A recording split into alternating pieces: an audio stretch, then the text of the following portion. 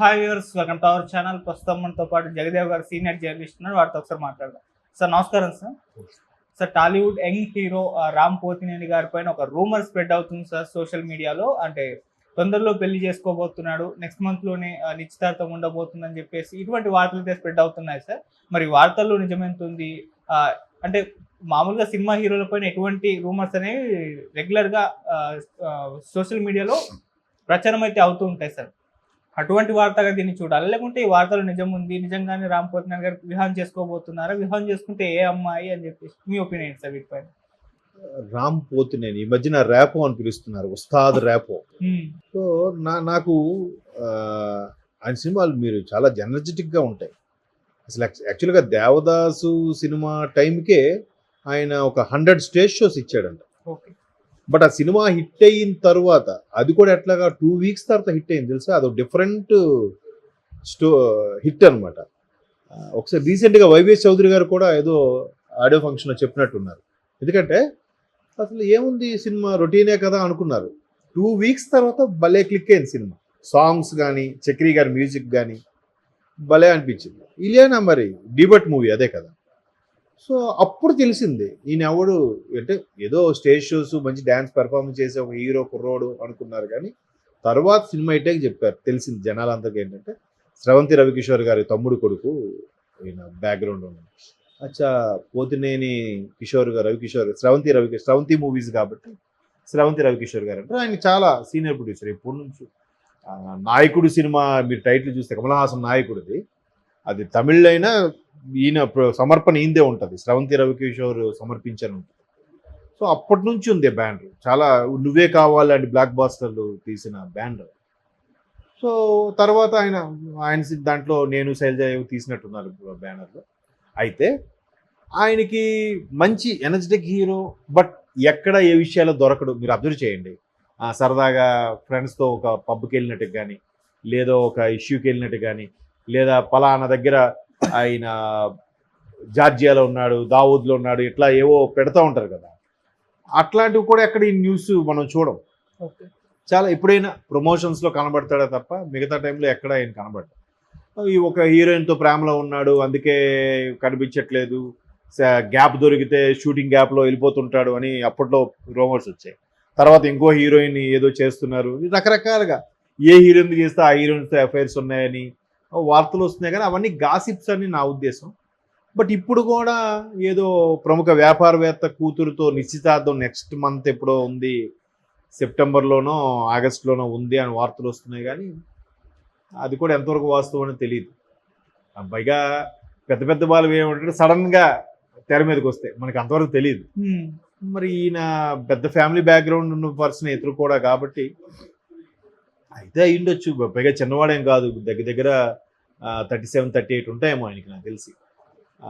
అంత ఏజ్ ఉంది కాబట్టి ఆల్రెడీ పెళ్లి ఏజ్ దాటేసినట్టే. బట్ ఇంకా మ్యారేజ్ అవ్వకపోవడం అనేది చాలా ఇలాంటి వాళ్ళని క్వశ్చన్ చేస్తే వీళ్ళు ఏమంటున్నారు, ప్రభాస్ని చూపిస్తున్నారు. ప్రభాస్ గారిని మీరు ఎందుకు చేసుకోవడం అంటే ఆయన సల్మాన్ ఖాన్ చూపిస్తున్నాడు. ఆయన మొన్న అన్స్టాపబుల్ ప్రోగ్రాంలో కూడా బాలయ్య గారు అడిగారు, పెళ్లి గురించి అడిగితే ఎవరిని అడిగినా నిన్ను చూపిస్తున్నారా, మరి నీ పరిస్థితి అంటే నేను సల్మాన్ ఖాన్ గారిని చూపిస్తాను సార్ అంటున్నాడు ఆయన. సల్మాన్ ఖాన్ గారిని అడిగామనుకోండి మోడీ గారిని చూపిస్తారేమో. అంటే సిల్లీగా సరదాగా చెప్పుకుంటారు. బట్ చెప్పలేం, పెద్ద పెద్ద వాళ్ళు మ్యారేజ్లు అంటే మ్యారేజ్ అనేది అవసరమే, మనిషికి తోడు అవసరమే, లైఫ్లో ఒక స్థిరత్వం కుదురుకుంటుంది అనే దృక్పథంతో పెళ్లి చేసుకోవాలనుకుంటారు. బట్ పెద్ద పెద్ద వాళ్ళ విషయాల్లో చాలా పెళ్ళిళ్ళు కూడా త్వరగా ఇదైపోవడం కూడా మనం చూస్తున్నాం. దానివల్ల కూడా కొంతమంది భయపడి లేదు ఇలాగే ఉంటే బెటరు, ఫ్రీగా ఉంటే బాగుంటుంది. ఎందుకంటే ఈ మధ్యకాలంలో ఒక సర్వేలో తెలియదంటే పెళ్లి కాకుండా బ్రహ్మచారులుగా ఉండిపోయే వాళ్ళ సంఖ్య పెరుగుతుందంట. అంటే వాళ్ళ దగ్గరగా కొన్ని సంఘటనలు చూడడం వల్ల, లేదా వాళ్ళకి ఎదురైన అనుభవాల వల్ల మేబీ అట్లా ఉండిపోయి ఉండొచ్చు. బట్ అది కరెక్ట్ కాదు. తోడు అనేది ఉండాలి మనిషికి, ఒక మనిషి తోడు ఉండాలి. ఆ తోడు కోసమని ఇప్పుడు కూడా ఒక కొత్త కొత్త పుంతలు తొక్కుతుంది. ఆడ పెళ్లి చేసుకోవడం, మగ పెళ్లి చేసుకోవడం, వేరే వాళ్ళు పెళ్లి చేసుకోవడం, ఇట్లా కూడా జరుగుతున్నాయి. బట్ ఇలాంటి హీరోల మీద, హీరోయిన్ మీద వచ్చే గాసిప్స్ కూడా ఎంతవరకు వాస్తవం అని తెలియదు. ఎందుకంటే రీసెంట్గా సాయి ధరమ్ తేజ్ కూడా మెహరీన్ సాయి ధరమ్ తేజ్ కూడా పెళ్లి చేసుకోబోతున్నారు, బట్ మెగా ఫ్యామిలీ కొన్ని కండిషన్స్ పెట్టింది అన్నట్టు కూడా వార్తలు వస్తున్నాయి. అవును. అది ఎంతవరకు వాస్తవం తెలియదు. ఉమ్. తర్వాత రీతూ వర్మ, హీరోయిన్ రీతూ వర్మ కూడా మెగా కాంపౌండ్లో సమ్ ఎక్స్ ఏదో ఒక హీరోతో చనువుగా ఉంటుంది, ఈమె కూడా ఆ మెగా కాంపౌండ్లోకి కోడలుగా వెళ్ళబోతుందని కూడా ఏ వార్తలు వచ్చాయి. మన పెళ్లి చూపులు హీరోయిన్ రీతూ వర్మ. అవును. అది చెప్పలేము, అవి గాసిప్సా లేదంటే చనువుగా ఉంటే ఎక్కడైనా ఒక వీడియో కానీ ఒక చిన్న ఫోటో క్లిక్ దొరికితే దాని వెంటనే సోషల్ మీడియా ఎవడో రాస్తాడు, వాళ్ళు లేదు వాళ్ళు చాలా జోవియల్గా ఉన్నారు. వాళ్ళు సినిమాలో యాక్ట్ చేసిన ఎలాగైతే వాళ్ళ కెమిస్ట్రీ వర్కౌట్ అవ్వడం కోసం యాక్ట్ చేసి వాళ్ళు పట్టుకోవడం, భార్యాభర్తలాగా లవర్స్ లాగా యాక్ట్ చేస్తారు, బయట కూడా వాళ్ళు అలాగే బిహేవ్ చేస్తారు క్యాజువల్గా. ఏం కాదులే, వాళ్ళు హక్ చేసుకోవడం కానీ కలుసుకోవడం కానీ క్యాజువల్గా ఉంటాయి. దానికి చూసేవాడికి ఎలాగ ఉంటుంది, వీళ్ళు బయట కూడా ఎలాగ ఉన్నారంటే వీళ్ళు నిజంగా పెళ్లి చేసుకుంటున్నారేమో, వీళ్ళిద్దరి మీద ఎఫ్ఐఆర్ ఉందేమో అని అనుకుంటుంటారు. బట్ అది వాళ్ళు చాలా లైట్ తీసుకుంటారు వాళ్ళు. ఇది కూడా ఒక సినిమాలో యాక్ట్ చేసింది కూడా నిజం కాదు, ఇది కూడా నిజం కాదు, జస్ట్ గట్ ఫ్రెండ్లీగా ఉంటారు. సో ఆ మూమెంట్ బట్టి ఎవడో చూసి వెంటనే రాసేస్తూ ఉంటాడు. కాబట్టి అలా వచ్చిన రూమర్ అయితే అయ్యుండొచ్చు. బట్ ఒకవేళ ఉస్తాద్ ర్యాపో కానీ ఎంగేజ్మెంట్ ఫిక్స్ అయ్యేలాగా ఉంటే ఖచ్చితంగా అది న్యూసే. ఖచ్చితంగా నెక్స్ట్ డే ప్రతి మెయిన్ పేపర్లో కూడా వస్తుంది, ఒక ఇంటివాడు కాబోతున్న ర్యాపో అని ఇస్తారు, అలాగానైతే వస్తుంది. బట్ ఇవి పీటలు ఎక్కే వరకు ఎంతవరకు వాస్తవం అనేది మనం చెప్పలేం. చాలా లిటిగేషన్స్ ఉంటాయి, ఇందులో కూడా చాలా ఇష్యూస్ ఉంటాయి. నిజమా అబద్ధమా రోమరా, ఇవాళ రేపు ఎలా అయిపోయిందంటే సోషల్ మీడియాలో చూసాను,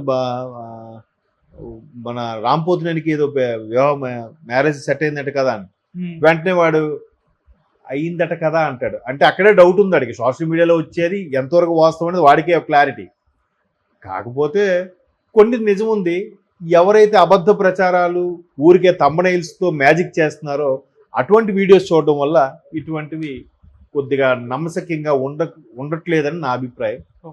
బట్ ఒక ఇంటివాడైతే మంచిదేగా, ఇంటివాడయ్యాక మళ్ళీ మంచి వరుసగా హిట్స్ వస్తాయి. మధ్యన 2 డిజాస్టర్లు అయ్యేసరికి మళ్ళీ ఇస్మార్ట్ శంకర్తో మంచి ఊపందుకున్నారు, మళ్ళీ డబుల్ ఇస్మార్ట్తో మళ్ళీ పట్టాలెక్కితే మంచి క్రేజ్ ఫామ్ వస్తే ఎవరికైనా హిట్ కావాలని కోరుకుంటారు కదా. చూద్దాం, అదే ఎంగేజ్మెంట్ అయితే అందరికీ తెలుస్తుంది కదా. నెక్స్ట్ ప్రాజెక్ట్కి ఇట్లాంటి చిన్న మచ్చ కూడా లేకుండా చేయాలి అనే తపన అధికార పక్షంలో వాళ్ళకి వస్తుంది, ఒక అటెన్షన్ ఏర్పడుతుంది కదా. సో అందుకు ప్రతిపక్షం అనేది ఉండాలి. ఊరికే ప్రతిపక్షం కూడా మాట్లాడితే వాకౌట్లు, మేము బయటకు వెళ్తున్నాం ఇవన్నీ అంటే అయ్యే పని కాదు. ఒకవేళ ప్రతిపక్షం ఇచ్చినా అయ్యన పాత్రుడు గారు స్పీకర్గా ఉన్నారు కాబట్టి ఈయనకి మాట్లాడడానికి ఎంతవరకు ఛాన్స్ ఇస్తారనేది ఒక క్వశ్చన్.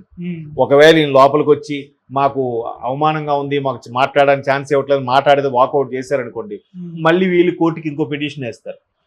ఏ కోర్టును అయితే ఆశ్రయించి ప్రతిపక్ష హోదా ఇవ్వండి అని అడిగారో వాళ్ళే సభకి ఎన్నిసార్లు హాజరయ్యారు చూడండి, సభ నుంచి ఎన్నిసార్లు వాకౌట్ అయ్యారు చూడండి, ఇదే పద్ధతి అని చెప్పి కోర్టుకి అప్రోచ్ అయ్యారనుకోండి, మళ్ళీ కోర్టు కూడా అప్పుడు కూడా మళ్ళీ పరిశీలిస్తుంది కదా, ఏమయ్యా మీరు ప్రతిపక్ష హోదా కావాలి మా దగ్గరికి వస్తే మేము తీర్పిచ్చాము, మళ్ళీ మీరు ఇలా చేయడం వల్ల మీకు ప్రతిపక్ష హోదాతో సంబంధం ఏముంది, మీరు మాట్లాడేది బయటకు వెళ్ళదు, ఇంకా అవసరం లేదు, మీరు ప్రతిపక్ష హోదా చెల్లదు అని కూడా అనొచ్చు. Thank you so much sir.